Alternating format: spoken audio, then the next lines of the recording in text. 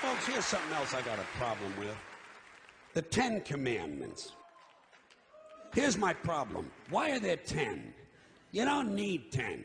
I think the list of commandments was deliberately and artificially inflated to get it up to 10. It's a padded list. Here's what they did. About 5,000 years ago, a bunch of religious and political hustlers got together to try to figure out how to control people, how to keep them in line. They knew people were basically stupid and would believe anything they were told, so they announced that God had given them some commandments. Up on a mountain, when no one was around, God had given them the 10 Commandments. But let me ask you this. When they were sitting around making this shit up, why did they pick 10? Why 10? Why not 9 or 11?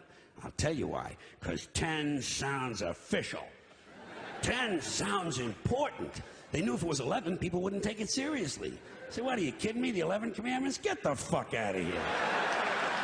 But 10 sounds important. 10 is the basis for the decimal system. It's a decade. It's a psychologically satisfying number. The top 10, the 10 most wanted, the 10 best dressed. So having 10 commandments was really a marketing decision. And to me, it's clearly a bullshit list. It's a political document artificially inflated to sell better. I'm going to show you how you could reduce the number of commandments and come up with a list that's a little more workable and logical. We're going to start with the first 3, and I'll use the Roman Catholic version because those are the ones I was taught as a little boy. I am the Lord thy God. Thou shalt not have strange gods before me.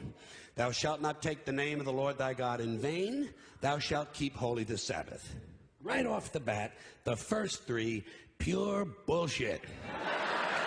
Sabbath day, Lord's name, strange gods. Spooky language. Spooky language. Designed to scare and control primitive people. In no way does superstitious nonsense like this apply to the lives of intelligent, civilized humans in the 21st century. You throw out the first 3 commandments, you're down to 7.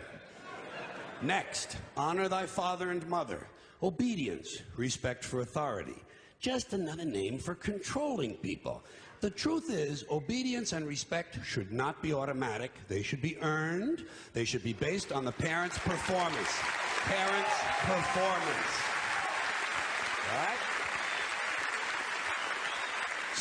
Some parents deserve respect. Most of them don't. Period. You're down to 6. Now, in the interest of logic, something religion is very uncomfortable with, we're going to jump around the list a little bit. Thou shalt not steal, thou shalt not bear false witness. Stealing and lying. Well, actually, these 2 both prohibit the same kind of behavior. Dishonesty, stealing, and lying. So you don't need 2 of them. Instead, you combine them and you call it thou shalt not be dishonest. And suddenly, you're down to 5. And as long as we're combining, I have 2 others that belong together. Thou shalt not commit adultery. Thou shalt not covet thy neighbor's wife.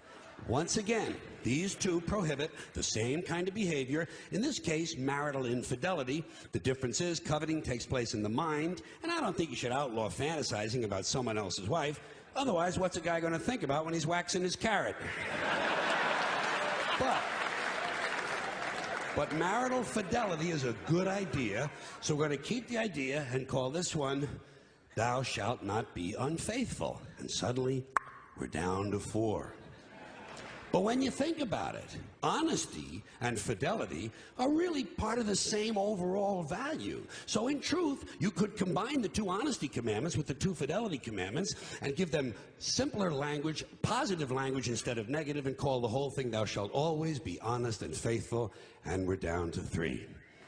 Thou shalt, they're going away fast. Thou shalt not covet thy neighbor's goods. This one is just plain fucking stupid. Coveting your neighbor's goods is what keeps the economy going. All right?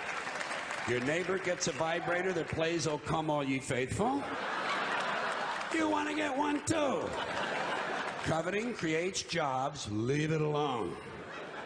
You throw out coveting, and you're down to 2 now, the big honesty and fidelity commandment, and the one we haven't talked about yet, thou shalt not kill, murder, the 5th commandment.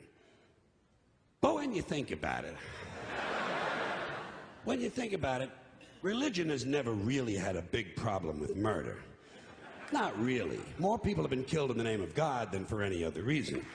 All you have to do... Shit.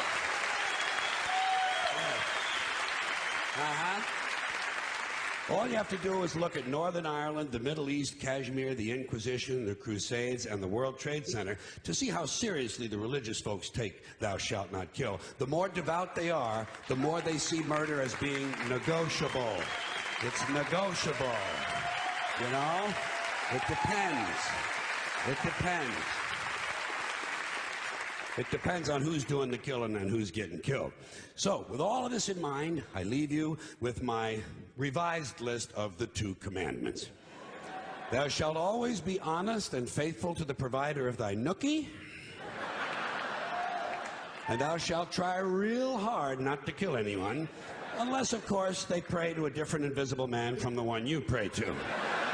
2 is all you need. Moses could have carried him down the hill in his fucking pocket. And if they had a list like that, I wouldn't mind those folks in Alabama putting it up on the courthouse wall. As long as they included one additional commandment, thou shalt keep thy religion to thyself.